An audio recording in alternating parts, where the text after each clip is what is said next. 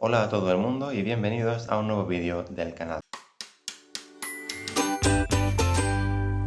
Hoy os vengo a hablar de novela de ajedrez de Stefan Zweig, creo que se pronuncia así en todo caso. La edición se publicó en 2020, si no me equivoco, y la tradujo David Alvarado Archila. Es una novela muy cortita de menos de 100 páginas que, sin embargo, da mucho que pensar y te atrapa.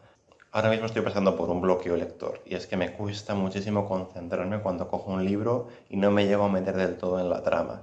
Y yo os digo que en novela de ajedrez fue como un soplo de aire fresco, es que es justo lo que necesitaba para retomar el ritmo, aunque fuera no solo con un libro, ¿no?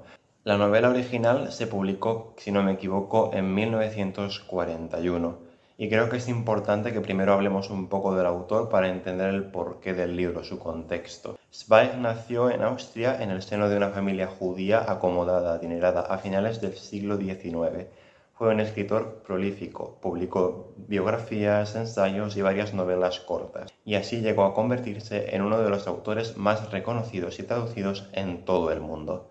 Pero con la llegada de Hitler al poder y más tarde el estallido de la Segunda Guerra Mundial, pues bueno, ya os podéis imaginar lo que ocurrió. El régimen nazi condenó y prohibió sus obras, y cuando estalló la Segunda Guerra Mundial se mudó, o mejor dicho, se tuvo que exiliar. Fue de un sitio a otro intentando encontrar un lugar en el que vivir con prosperidad, pero se encontraba que allá donde fuera había un montón de refugiados, de expatriados exiliados, y nunca se llegaba a sentir en casa, ¿no? Fue de Francia al Reino Unido, del Reino Unido a Estados Unidos y finalmente llegó a Brasil, donde pasaría el resto de su vida. La situación de la guerra y la preocupación por el futuro de Europa ante el avance del nazismo o de los nazis en el conflicto lo llevaron a suicidarse junto a su segunda mujer en 1942. La novela de ajedrez fue su última novela y tiene tintes autobiográficos. Bueno, ya veréis por qué cuando leáis el libro. Nos encontramos con un narrador en primera persona a bordo de un barco que viaja de Nueva York a Buenos Aires. Y da la casualidad de que entre los pasajeros se encuentra Mirko Centovich.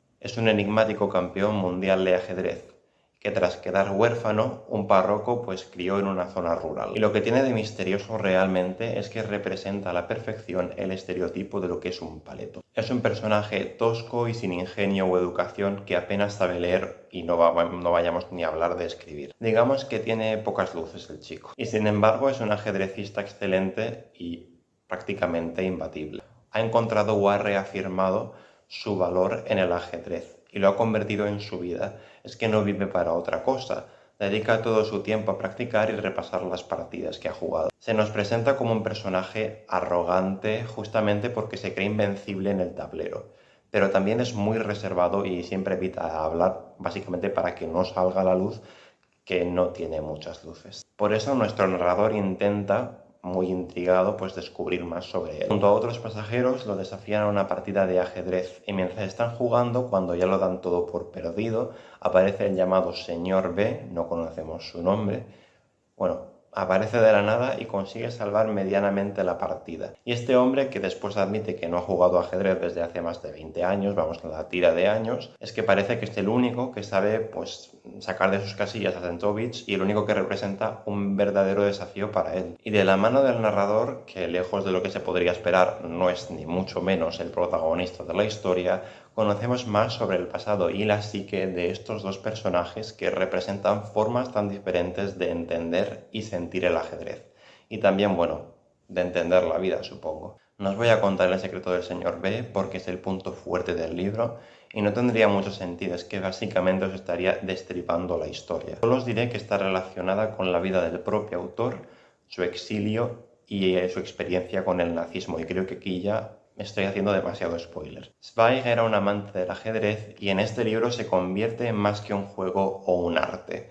Se convierte en una metáfora de la supervivencia y el control, pero también de la locura y la obsesión. Si lo leéis averiguaréis por qué. Y como os digo, es una novela muy corta pero intensa, con una fuerte carga simbólica y psicológica. Se nota que el fuerte de Zweig era retratar a los personajes y su mundo interior. En unas pocas páginas consigue profundizar en parte de la personalidad y el pasado del señor B como pocos podrían hacerlo. Y todo ello lo hace con un estilo fluido y refinado, pero también medido.